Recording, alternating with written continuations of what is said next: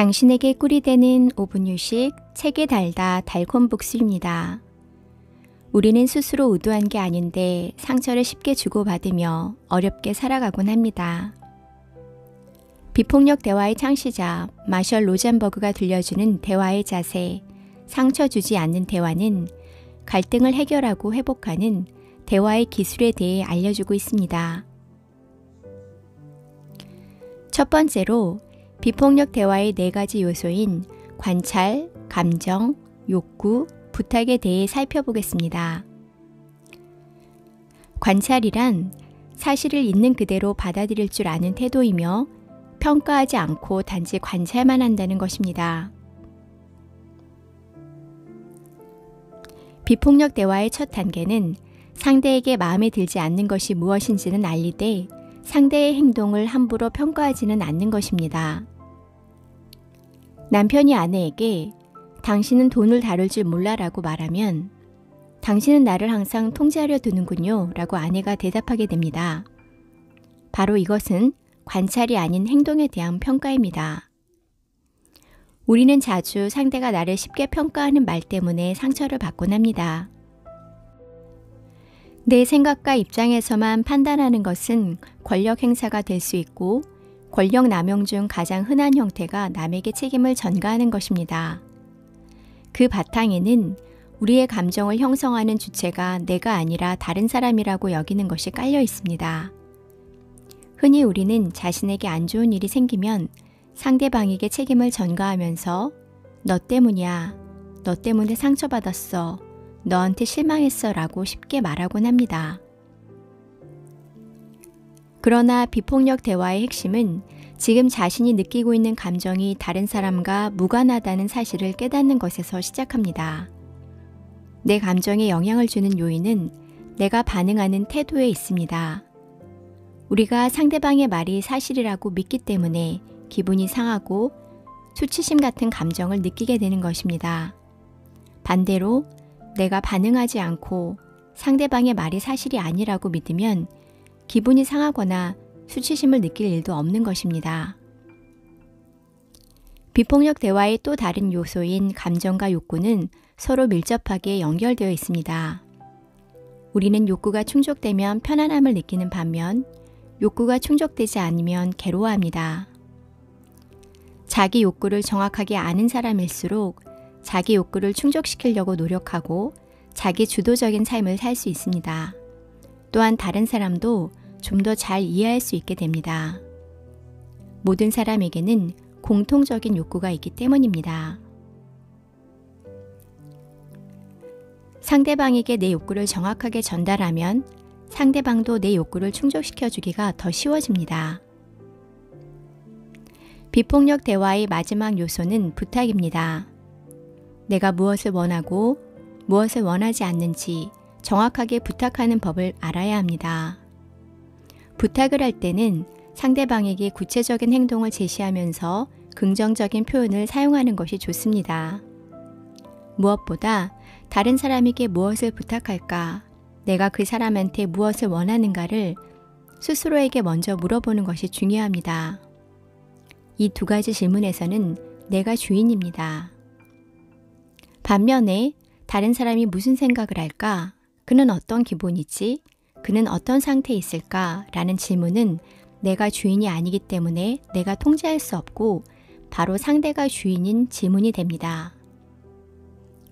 아내가 남편에게 당신이 일을 너무 많이 하지 않았으면 좋겠어 라고 부탁을 합니다. 하지만 찬찬히 뜯어보면 이것은 구체적인 부탁이 아닙니다. 나는 당신이 평일 저녁에도 나와 아이들과 함께 있어주면 좋겠어 라고 좀 더 구체적으로 부탁을 해야 합니다. 실제로 다른 사람에게 자신이 무엇을 원하는지 정확하게 표현하고 부탁하는 것을 어려워하는 사람들이 많습니다. 그리고 바로 이런 점이 우리가 우리의 욕구를 제대로 충족시키지 못하는 가장 큰 이유가 될 것입니다. 감정과 욕구는 비폭력 대화의 핵심 개념이며 우리의 욕구는 감정을 통해 드러나고 알게 됩니다. 마음이 괴롭다는 것은 욕구가 충족되지 않았다는 사실이고 그 욕구를 충족시켜지면 문제는 해결이 됩니다. 편한 감정이든 불편한 감정이든 모든 감정은 우리에게 필요합니다. 그리고 고통이든 기쁨이든 감정이 존재하는 것 자체가 축복입니다. 감정에는 거짓이 없고 우리가 살아있다는 증거이기 때문입니다. 저자는 삶의 목표가 항상 행복한 것이 아니라 기쁠 때는 실컷 웃고 슬플 때는 실컷 우는 것이라고 말하고 있습니다. 두 번째, 마음껏 분노하라. 분노는 억누르는 것이 아니라 분노를 인정하고 그 뿌리를 찾아내는 것이 중요합니다. 분노 뒤에 숨겨진 욕구 혹은 자신 안의 원초적인 감정을 만나게 됩니다. 슬픔이나 절망, 무기력, 상처, 두려움과 같은 감정들을 그대로 내뱉는 행위가 우리의 삶에 도움이 된다고 합니다. 자신이 느끼는 감정 그대로 소리를 지르는 것, 이러한 감정들은 우리를 고통스럽게 하지만 파괴적이지는 않습니다. 저자는 사람들에게 분노를 즐겨라, 분노를 똑바로 쳐다보라고 말한다고 합니다. 분노는 단순히 우리의 고통을 공격적으로 표현하는 감정이나 다른 사람을 비난하는 행위와는 구분되어야 합니다. 분노의 감정은 우리에게 채워지지 않는 하나의 욕구의 표현이고 분노를 느낄 때 마음껏 분노하면 우리의 숨겨진 욕구를 좀 더 빨리 찾아낼 수 있다고 합니다. 세 번째, 생각이 언어를 낳고 언어가 감정을 낳는다. 우리가 대화를 할 때 사용하지 말아야 하는 단어들이 있습니다. 맞다, 틀리다, 좋다, 나쁘다, 정상이다, 비정상이다, 능력이 있다, 능력이 없다. 이런 단어들은 정적인 언어들입니다. 언어와 폭력의 관계에 대해 연구한 심리학자 오제이 하비는 정적인 언어의 특성은 규정을 짓거나 판단을 하는 것이라는 사실을 알게 되었습니다. 그는 정적인 언어와 폭력 행위의 발생률과 실태를 비교 분석했는데 정적인 언어와 폭력 사이에는 밀접한 상관관계가 있다는 것을 발견했습니다. 정적인 언어로 교육받은 사람들의 사고는 옳은 것과 그른 것, 정상적인 것과 비정상적인 것으로만 이루어집니다. 이러한 사고의 저변에는 무엇이 옳고 그른지 내가 알고 있다는 권위주의가 깔려 있습니다. 사람들이 사고하는 방식과 그들이 사용하는 언어 사이에는 매우 밀접한 관계가 있다는 것을 기억해야 합니다. 사고방식을 통해 나온 언어가 결국 그 언어의 감정을 낳기 때문입니다. 우리는 때때로 다른 사람의 실수를 끄집어내려고 할 때가 있습니다. 이럴 때는 내 안에 채워지지 않은 욕구가 있는지 먼저 확인해야 한다고 저자는 말합니다. 내 안에서 화가 끓어오르면서 다른 사람을 판단하려 들 때 내 욕구가 무엇인지 확인하면 문제를 해결하는 데 도움이 된다고 합니다.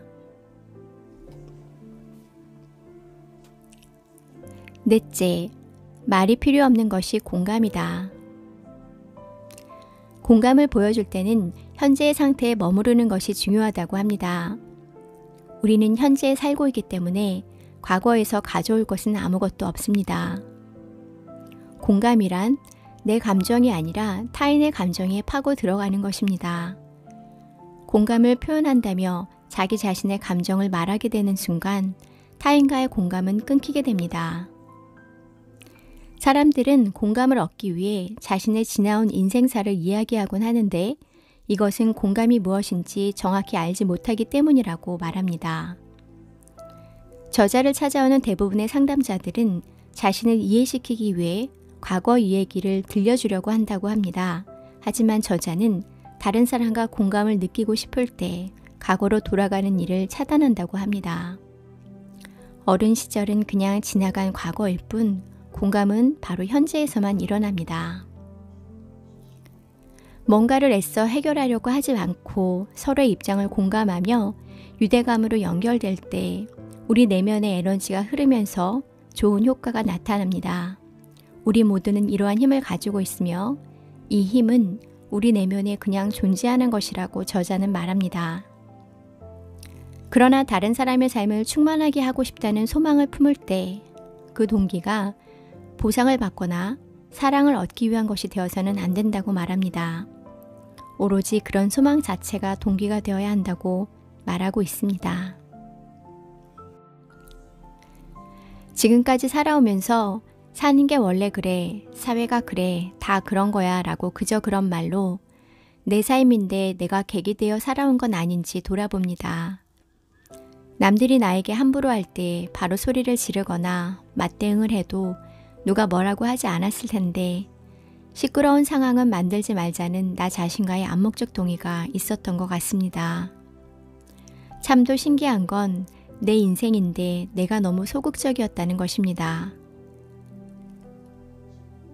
그것이 뒤돌아봤을 때 가장 안타깝기도 하고 스스로에게 화가 나는 부분이기도 합니다.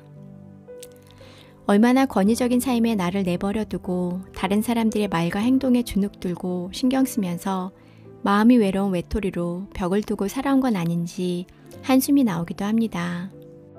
비폭력 대화는 객관적인 삶의 중요성에 대해 강조합니다. 내 주관적인 판단은 내려놓고 객관적으로 관찰하고 말 그대로, 있는 그대로 받아들이라고 말합니다. 너무 주관적인 내 판단으로 더 상처받고 더 분노하는 것을 멈추라고 합니다. 그리고 내 감정과 욕구를 돌보라고 합니다. 그게 아닌데, 그건 아니지라고 내가 받아들이지 않으면 그건 나에게 별게 아닙니다. 관찰은 내 주변의 상황이지만 감정과 욕구는 나 자신입니다. 지금 내 감정이 어떤지, 그 감정의 근간에 어떤 욕구가 있는지 우리는 매일 찬찬히 살펴봐야 합니다. 그리고 마지막으로 내가 할 수 없는 것은 누군가에게 부탁하면서 내가 원하는 것이 이루어질 수 있도록 내 욕구를 지속적으로 충족시켜 나가야 합니다. 비록 처음엔 그 말이 좀 서툴고 분노에 차 소리를 지르게 될지라도 자꾸 연습하고 중요하게 생각하다 보면 어느 순간 훨씬 우아하고 절제되며 부드럽게 정확하게 부탁할 수 있게 될 것입니다.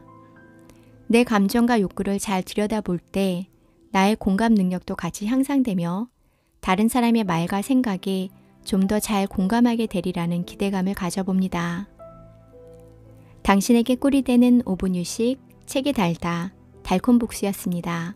감사합니다.